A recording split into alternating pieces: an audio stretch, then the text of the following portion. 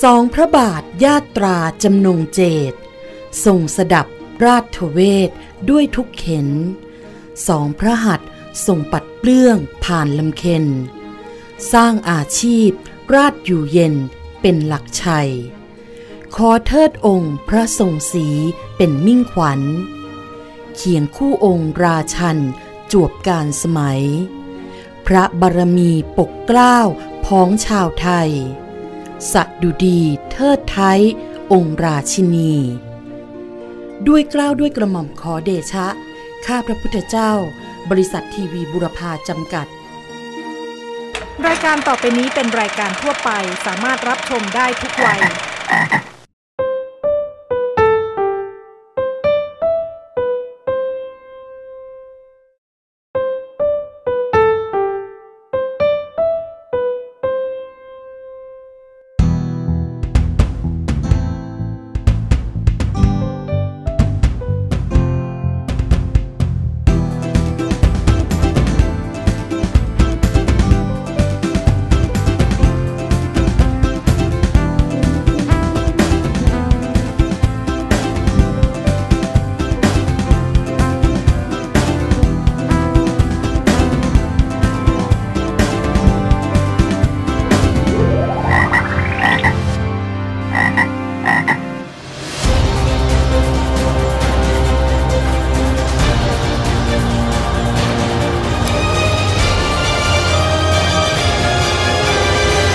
ยุคปัจจุบันนี้นะครับการรับรู้ข้อมูลข่าวสารหรือว่าส่งต่อข้อมูลไปยังที่ต่างๆที่เกิดขึ้นนะครับทั่วทั้งโลกสามารถทำได้อย่างง่ายดายเลยนะครับเราสามารถรับรู้ข่าวที่เกิดขึ้นในอีกซีกมุมหนึ่งของโลกสามารถเห็นการทำประตูในฟุตบอลแมตช์สำคัญในวินาทีเดียวกันกับผู้ชมทั่วทั้งโลกได้เลยนะครับ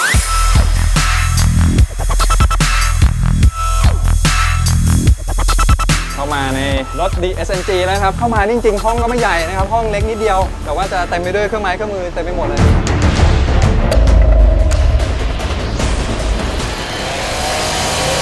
โอ้เครื่องไฟฟ้าครับชิบเดียวขาดเลยพี่เครื่องก็จะทำการเชื่อมต่อโดยอัตโนมัติแต่กว่าที่ข้อมูลข่าวสารที่กระจัดกระจายทั่วโลกเหล่านี้จะถูกย่อให้มาอยู่ใกล้ตัวเรานี่จะมีวิธีการขั้นตอนอย่างไรจะมีเทคโนโลยีอะไรเข้ามาเกี่ยวข้องบ้างติดตามได้ในกบนอกกะลาวันนี้ครับ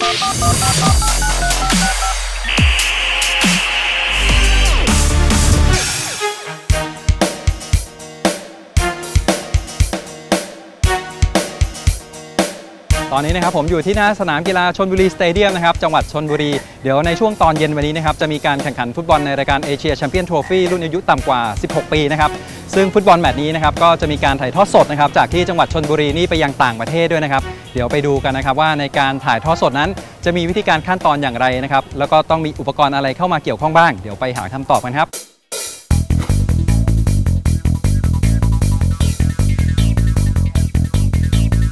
บริเวณหน้าสนามนี่นะครับตอนนี้จะเห็นรถ6ล้อขนาดใหญ่นะครับจอดอยู่สัก2คันนะครับแล้วก็เจ้าหน้าที่กำลังเตรียมงานอยู่เลยครับเดี๋ยวเข้าไปคุยกับเจ้าหน้าที่นะครับ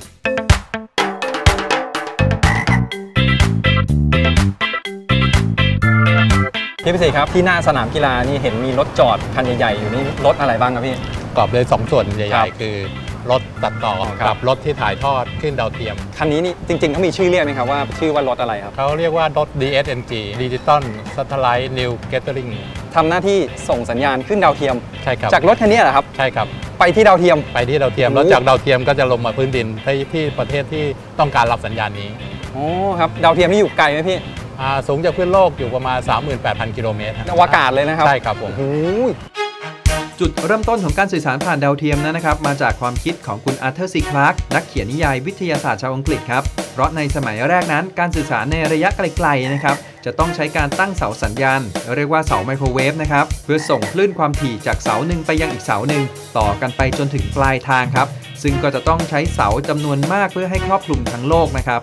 คุณอาร์เธอร์ ซี คลาร์กจึงได้เสนอแนวคิดให้นำเอาอุปกรณ์อย่างดาวเทียมขึ้นไปลอยค้างไว้ในอวกาศแทนนะครับเพราะว่าจะใช้ดาวเทียมเพียงแค่3ดวงเท่านั้นก็จะสามารถครอบคลุมได้ทั้งโลกครับ แล้วอย่างนี้ก่อนที่จะเริ่มต้นทำงานนี่เราต้องมาเตรียมหน้าที่อะไรบ้างครับพี่ อันดับแรกนะเรามาถึงเราต้องมาหาที่จอดรถเราจอดรถของเราเนื่องจากมันมีข้อจำกัดด้านการมูฟจานสายอากาศเพราะนั้นรถเราต้องหันไปทิศเหนือใต้ตะวันออกตะวันตกไม่ได้ครับครับเมื่อจอดรถได้แนวแล้วนะครับก็จะปล่อยขาตั้งลงเพื่อความมั่นคงแล้วก็ปรับแนวระนาบไปด้วยครับจากนั้นจึงเปิดจานสายอากาศที่ตั้งอยู่บนหลังคารถขึ้นแล้วก็ใส่ข้อมูลของดาวเทียมดวงที่จะใช้งานจานก็จะค่อยๆหมุนปรับไปหาตำแหน่งของดาวเทียมเองโดยอัตโนมัติครับเพื่อให้ได้สัญญาณที่มีความเข้มที่สุดในส่วนของรถ OB หรือว่าทีมถ่ายภาพตัดต่อนั้นนะครับก็จะเริ่มไปติดตั้งกล้องตามจุดต่างๆให้ครอบคลุมทั่วทั้งสนามครับซึ่งในฟุตบอลแมตช์นี้ใช้กล้อง6ตัวด้วยกันครับ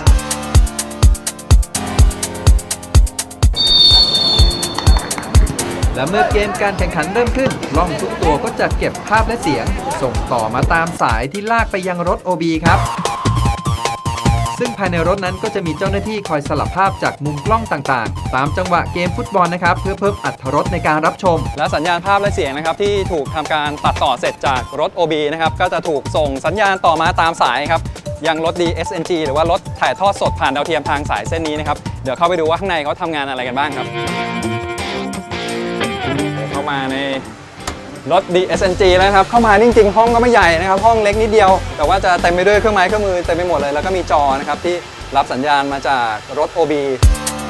แล้วพอสัญญาณนี่ภาพและเสียงมาถึงตรงนี้นี่ต้องทำอะไรต่อพอสัญญาณเนี้ยที่เรามอนิเตอร์ตรงนี้เราเห็นว่าภาพมาดีเนี่ยเราก็จะใส่เข้าที่เครื่อง modulation ตัวนี้เครื่องนี้นะครับก็จะแปลงสัญญาณภาพและเสียงเป็นคลื่นความถี่ที่สูงมากเลยนะครับแล้วก็ส่งตรงขึ้นไปที่ดาวเทียมแล้วจากดาวเทียมก็จะส่งสัญญาณสะท้อนกลับลงมาที่ภาคพื้นดินอีกครั้งหนึ่งครับโดยที่รถ DSNG นี่นะครับก็จะทำหน้าที่เปรียบเทียบคุณภาพของภาพและเสียงทั้งก่อนส่งและหลังส่งว่าจะต้องไม่แตกต่างกันครับซึ่งการเดินทางของภาพและเสียงผ่านดาวเทียมนี้นะครับจะมีระยะทางกว่า 70,000 กิโลเมตรแต่ว่าใช้เวลาที่สั้นมากเลยล่ะครับใช้เวลานานไหมพี่ทฤษฎีอยู่ที่ประมาณ2 มิลลิเซกแต่ว่าในความเป็นจริงแล้วมันก็จะมีสิ่งแวดล้อมอะไรที่มันมีส่วนประกอบก็จะทำให้เกิดดีเลย์ขึ้นมามันก็อยู่ประมาณ2 เซกเกือบ2 เซกได้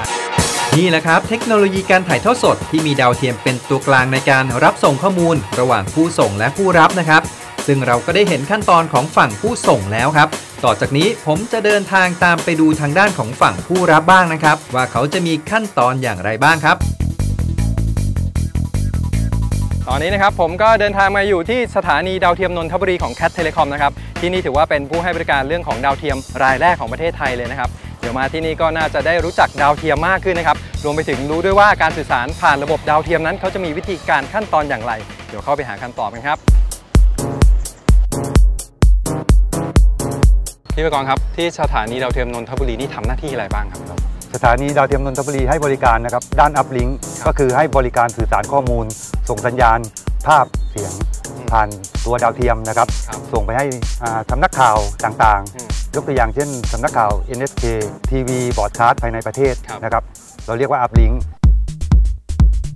บริการหนึ่งก็คือสัญญาณดาวลิงก์ก็คือรับสัญญาณสื่อสารข้อมูลไม่ว่าสัญญาณภาพหรือเสียงเช่นรายการฟุตบอลพรีเมียร์ลีกเราก็รับสัญญาณเหล่านี้มาแล้วก็ส่งให้ลูกค้านี่ก็ต้องแบบว่ามีลูกค้ามากมายทั้งในประเทศและต่างประเทศเลยเหรอครับใช่ครับ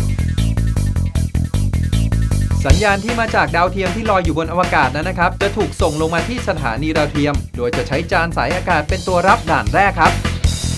ส่วนประกอบหลักของจานสายอากาศนั้นก็จะประกอบไปด้วย3ส่วนด้วยกันก็คือ Main Reflector Sub Reflector และก็ Feed ครับโดยสัญญาณที่มานั้นก็จะกระทบเข้าที่ Main Reflector แล้วก็จะส่งไปรวมที่ Sub Reflector เมื่อรวมสัญญาณแล้วก็จะส่งต่อไปยังฟีดครับสัญญาณที่รับได้มาจากจานสายอากาศนั้นนะครับจะเป็นสัญญาณที่มีความถี่สูงมากจึงต้องใช้ท่อนำคลื่นโดยเฉพาะเลยครับเรียกว่าท่อเวฟไกด์ทำมาจากทองแดงหรือว่าอลูมิเนียมฉาบด้วยเงินครับเพื่อป้องกันการสูญหายของสัญญาณวันนี้พี่ประกรณ์นะครับพาเข้ามาในตัวอาคารนะครับอยู่ชั้นใต้ดินเลยนะครับเข้ามานี่ห้องนี้อากาศเย็นมากเลยนะครับแล้วเข้ามาก็จะเจออุปกรณ์ตั้งอยู่เป็นตู้นี่เต็มไปหมดไฟวับแป๊บวับแป๊บเต็มไปหมดเลยนะครับพี่กรณ์ทำไมต้องมาซ่อนทำงานอยู่กันใต้ดินด้วยพี่เพื่อจะหลีกเลี่ยงสัญญาณรบกวนมันจะไปตรงกับย่านความถี่อื่นที่เขาใช้ในภาคพื้นดินนะครับเข้ามาเป็นโซนทำงานอีกส่วนหนึ่งนะครับที่อยู่ในชั้นใต้ดินของสถานีดาวเทียมที่นี่นะครับตรงนี้พี่ๆเจ้าหน้าที่เขาทำอะไรอยู่ครับพี่ประกรณ์ เช็คสัญญาณนะครับว่ารับจากดาวเทียมดีหรือเปล่าดาวลิงก์ฟุตบอลเป็นไฮไลท์ของฟุตบอลพรีเมียร์ลีกครับ อันนี้คือว่าเรากำลังทำการดาวลิงก์หรือว่ารับสัญญาณมาจากดาวเทียมใช่ไหมครับแล้วก็สดๆเลยตอนนี้ครับสัญญาณจากดาวเทียมที่แปลงความถี่ให้ต่ำลงแล้วนะครับจะถูกส่งต่อเชื่อมโยงไปให้กับลูกค้าที่เป็นเจ้าของลิขสิทธิ์ถ่ายทอดครับซึ่งผมก็จะได้เดินทางต่อไปนะครับที่สถานีของเจ้าของลิขสิทธิ์ฟุตบอลสุดฮิตจากประเทศอังกฤษเพื่อไปดูขั้นตอนต่อไปครับพี่สิงห์ครับพอสัญญาณถ่ายทอดสดสมมติว่าเป็นฟุตบอลสักแมตช์หนึ่งที่มาจากต่างประเทศนะครับลงมาที่จานดาวเทียมที่สถานีดาวเทียมแล้วมันจะมาถึงตรงที่ผู้ให้บริการอย่าง CTS นี่ยังไงได้บ้างครับ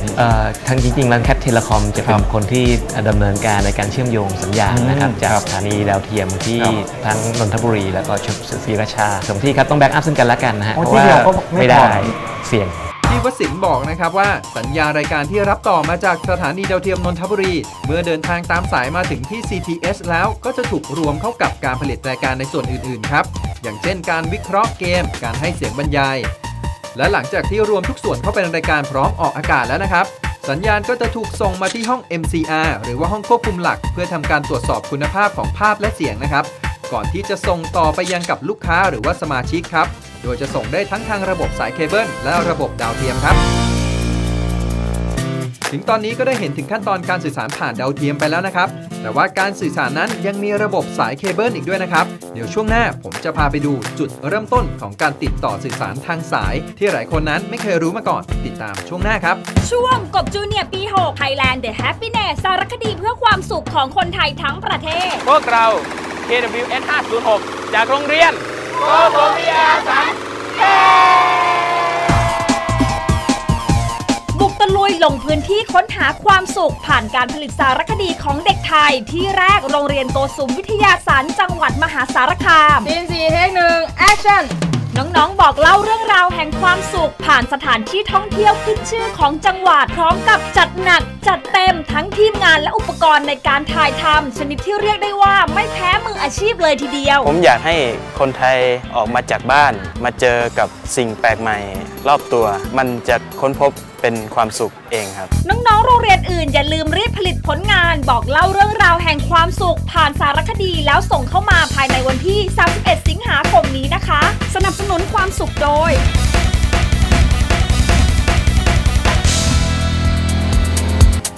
คุยกันเหมือนเป็นพิมพ์ดีแต่ว่าข้อความนี้จะไปออกทางม้วนกระดาษที่อีกฝั่งหนึ่งคุยกันเป็นข้อความใช่แล้วฉันก็เดิน